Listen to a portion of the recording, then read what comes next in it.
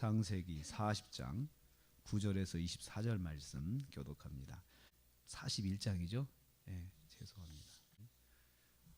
요셉이 바로왕 앞에 서다라는 제목으로 은혜 받기를 원합니다.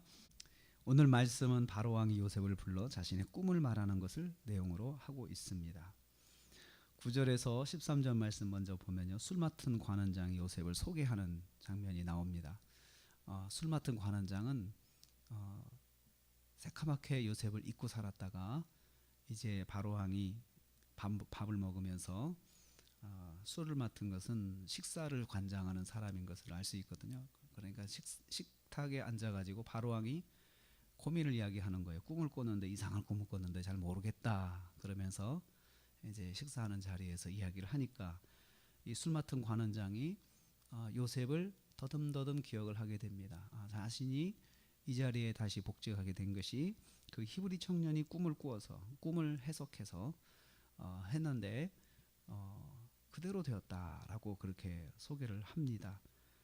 자신의 꿈을 해몽하여 자신이 복직되게 된 계기는 바로 그 히브리 청년 때문이었다고 소개를 합니다. 12절 말씀 보면 그가 우리의 꿈을 풀어 이렇게 기록되어 있습니다. 또 13절에 다시 반복하는데요. 그 해석한 대로 되어, 그래서 요셉이 꿈을 잘 해몽한다고 하는 것을 강조해서 소개를 하고 있습니다. 여러분, 이 소개할 때는 만약에 해석을 못하면 자기가 위험할 수 있잖아요. 괜히 해석도 못하는 사람 데려다가 이렇게 나를 귀찮게 하는구나 라고 만약에 또 잘못되면 어떡합니까? 그런데 이 술 맡은 관원장이 모든 걸 걸고 요셉을 이제 이야기하게 되는 것은 하나님의 역사입니다. 술 맡은 관원장은 히브리 청년이 반드시 꿈을 해몽할 것이라고 소개를 합니다. 하나님은 잊혀진 요셉을 기억할 수밖에 없는 사건을 통하여서 술 맡은 관원장을 사용하십니다. 이것은 술 맡은 관원장의 호의가 아니라 바로왕의 꿈 때문에 요셉이 이제 불려 나오게 됩니다. 14절 16절 말씀 보면 요셉이 바로왕 앞에 이제 서게 됩니다. 요셉이 바로왕의 부름을 받자 감옥에서 급히 나오게 되었다고 14절에 말씀합니다. 누가 그 감옥에서 끌어내겠습니까? 바로왕밖에는 나오게 할 사람이 없잖아요. 그래서 바로왕이 데려오라 하니까 급히 내놨다고 이야기해요. 급히 뭐 이것저것 절차 따질 것도 없죠. 하나님이 역사하시니까 모든 것이 한 번에 해결이 됩니다. 한꺼번에 해결이 되는 거죠. 요셉은 바로왕 앞에 이제 서서 꿈에 대한 고민을 듣습니다. 꿈을 꾸었는데 등이 해석하는 사람이 없다라고 요셉 앞에서 탄식합니다. 이에 대해 요셉이 말합니다. 16절의 말씀에 분명히 말합니다. 내가 푸는 것이 아니고 하나님께서 편안하게 답을 주실 것입니다. 이건 내 능력이 아니고 하나님의 능력입니다. 하나님께서 제게 말씀하셔서 나는 그대로 하는 것입니다 라고 하면서 모든 것을 하나님께 영광을 돌립니다. 요셉이 감옥 생활을 하면서 참 성숙한 것을 볼 수 있습니다. 자기 능력이 아니고 하나님의 은혜라고 그렇게 말씀을 합니다. 바로 앞에 선 요셉은 하나님이 하시는 일이라고 분명하게 고백을 합니다.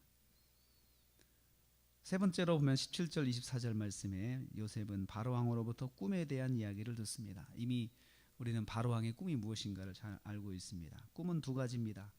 흉한 7마리 암소가 아름답고 살진 암소 7마리를 잡아먹는다는 꿈과 무성하고 충실한 7 이삭이 가늘고 메마른 7 이삭에 잡아먹힌다는 내용의 꿈을 이제 말을 합니다.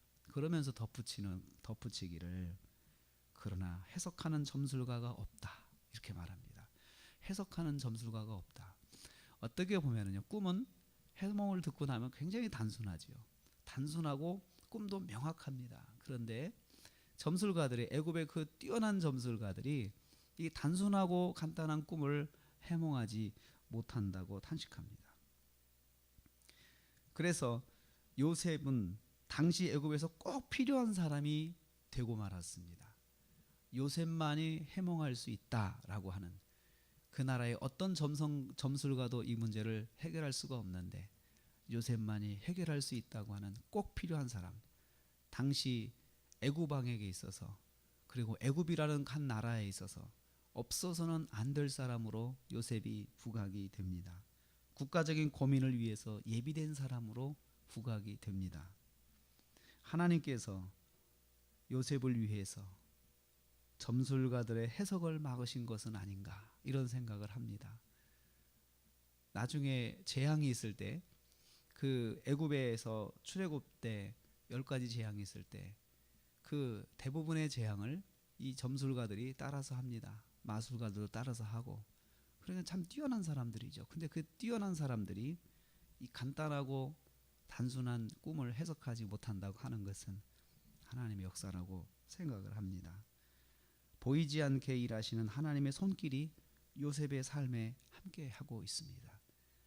요셉은 그 혈혈단신 애굽으로 노예로 팔려갔지만 그 순간부터 하나님이 함께하셨고 그는 감옥에서도 하나님 함께하심을 보았고 또 그곳에서도 인정받았고 꿈을 해석하는 과정에서도 하나님이 함께하시는 것을 경험하였습니다. 우리는 이것을 제3자 입장에서 보면서 요셉의 삶에 하나님께서 개입하시는구나, 보이지 않는 손길이 요셉의 삶에 함께하시는구나, 이것을 우리는 보게 됩니다.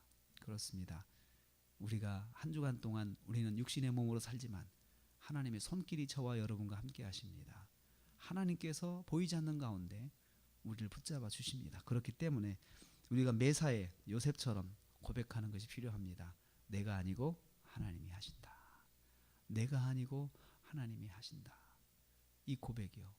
누군가가 나에게 나의 어떤 능력이나 또 나의 한 것을 보고 칭찬할 때 내가 아니고 하나님이 하신 것이다.